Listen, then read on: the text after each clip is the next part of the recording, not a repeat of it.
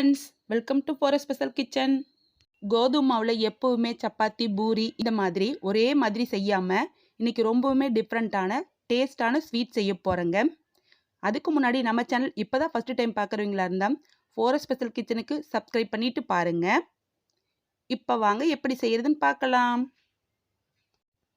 First ஒரு பவுல் எடுத்துக்கலாம். இதில் 2 கப் அளவு கோதுமை மாவு போட்டுக்கிறேன். நீங்கள் கோதுமை மாவுக்கு பதிலாக மைதா மாவில் கூட செய்யலாம். கொஞ்சம் உப்பு, 1/4 டீஸ்பூன் ஃபுட் கலர். இப்போ இந்த ரெண்டையும் ஆட் பண்ண பிறகு 2 டேபிள் ஸ்பூன் ஆயில் லைட்டாக ஹீட் பண்ணிவிட்டு இதையும் ஊற்றிக்கலாங்க. இப்போ இது மிக்ஸ் பண்ணி விட்டுட்டு பாருங்கள், கையில் பிடிக்கிறப்ப இந்த மாதிரி இருக்கணும். இந்த ஸ்டேஜில் நம்ம தண்ணி ஊற்றிட்டு சப்பாத்தி மாவு பதத்துக்கு பிசைஞ்சு எடுத்துக்கலாங்க.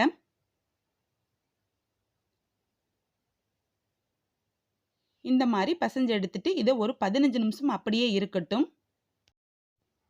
நெக்ஸ்ட்டு சர்க்கரைப்பாகு ரெடி பண்ணிக்கலாங்க. இதுக்கு ஒரு பாத்திரத்தை ஸ்டவ்வில் வச்சிடலாம். 1 கப் அளவு சர்க்கரை, 1 கப் அளவு தண்ணி. இப்போ தண்ணி ஊற்றின பிறகு நல்லா கலக்கி விட்டுடலாம். ஸ்டவ்வை லோ ஃப்ளேம்லேயே வச்சு பாகு ரெடி பண்ணிக்கலாங்க. சர்க்கரை கரைஞ்சி நல்லா தண்ணி கொதிக்கணும். இதில் கம்பி பதம் வரணும்னு அவசியம் கிடையாது. கையில் தொட்டு பார்க்குறப்ப லைட்டாக பிசு பிசு பிறந்தால் போதும், பாகு பதம் ரெடி ஆயிடுச்சுன்னு சொல்லலாம். சர்க்கரைப்பாகு ரெடி ஆயிடுச்சு. இப்போ இதை இறக்கி வச்சிடலாம். அடுத்தது நம்ம மாவை 15 நிமிஷம் கழித்து எடுத்து பார்க்குறப்ப நல்லாவே சாஃப்டாக இருக்குது. இதை நமக்கு பிடிச்ச சைஸில் சின்ன சின்ன உருண்டைகளை செய்து வச்சுக்கலாங்க. இப்போ எல்லா மாவுலேயும் நம்ம உருண்டைகள் செய்து வச்சாச்சு. நெக்ஸ்ட்டு சப்பாத்தி கட்டையில் வச்சு தேய்ச்சி எடுத்துக்கலாங்க. கொஞ்சமாக மாவு தூவி விட்டுட்டு எந்த அளவுக்கு நைஸாக தேய்க்க முடியுமோ அந்த அளவுக்கு நைஸாக தேய்ச்சி எடுத்துக்குங்க. இந்த மாதிரி எல்லா உருண்டைகளையும் தேய்ச்சி எடுத்த பிறகு நம்ம தேய்ச்சி வச்ச சப்பாத்தியை ஒன்று எடுத்து வச்சு அது மேலே கொஞ்சமாக ஆயில் விட்டுட்டு இந்த மாதிரி தேய்ச்சி விட்டுட்டு கொஞ்சம் மாவு தூவி விட்டுக்கலாங்க. கோதுமை மாவு அல்லது மைதா மாவு எது வேணாலும் தூவி விட்டுக்கலாம். அப்போ தான் நம்ம மேலே வைக்கிற சப்பாத்தி ஒன்றோடு ஒன்று ஒட்டாமல் இருக்கும். இது மேலேயும் கொஞ்சமாக ஆயில் அப்ளை பண்ணிவிட்டு கொஞ்சம் கோதுமை மாவு தூவி விட்டுக்கலாம். பாருங்கள், நான் செய்கிற மாதிரி நீங்களையும் ஒவ்வொன்றையும் கரெக்டாக அடுக்கிக்கிங்க.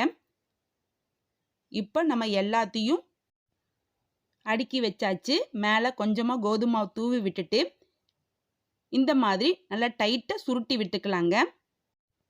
இப்போ சுருட்டி வச்சுக்கிட்டோம். 2 சைட்லேயும் கட் பண்ணி விட்டுறலாங்க. இது அன்சேஃபாக இருக்கிறனால நம்ம கட் பண்ணிக்கிறோம்.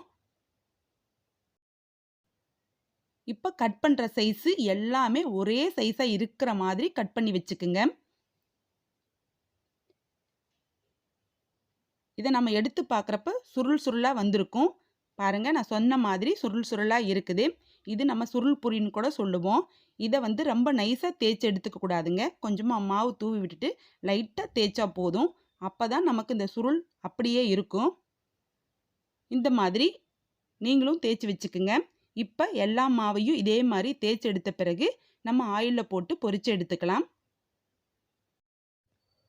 ஒரு கடாயில் தேவையான அளவுக்கு ஆயில் ஊற்றிக்கிட்டு ஆயில் லைட்டாக ஹீட்டான பிறகு நம்ம தேய்ச்சி வச்ச ஒவ்வொரு பூரியும் பொரித்து எடுத்துக்கலாம். இந்த மாதிரி ஆயில் லைட்டாக தெளித்து விட்டிங்கன்னா தான் நல்ல பூரி மொறுமொறுப்பாக கிடைக்கும். நம்ம தேய்ச்சி வச்ச எல்லா பூரியையும் ஆயிலில் போட்டு பொரித்து எடுத்துக்கலாம். பாருங்கள், சுருள் சுருளாக அழகாக வந்திருக்கு.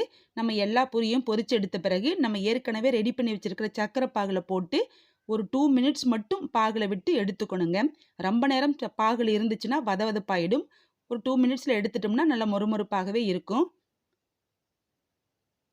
அவ்வளோதான், சூப்பரான சுருள் பூரி ரொம்பவும் ஈஸியாக செஞ்சிட்டோம். இதில் உங்களுக்கு மைதா மாவில் கூட செஞ்சாலும் டேஸ்ட்டாக இருக்கும், கோதுமை மாவுலேயும் செஞ்சாலும் ரொம்பவும் டேஸ்ட்டாக இருக்கும். பாருங்கள், சுருள் பூரி நல்லா சுருள் சுருளாகவும் இருக்குது, ஜூஸியாகவும் இருக்குது.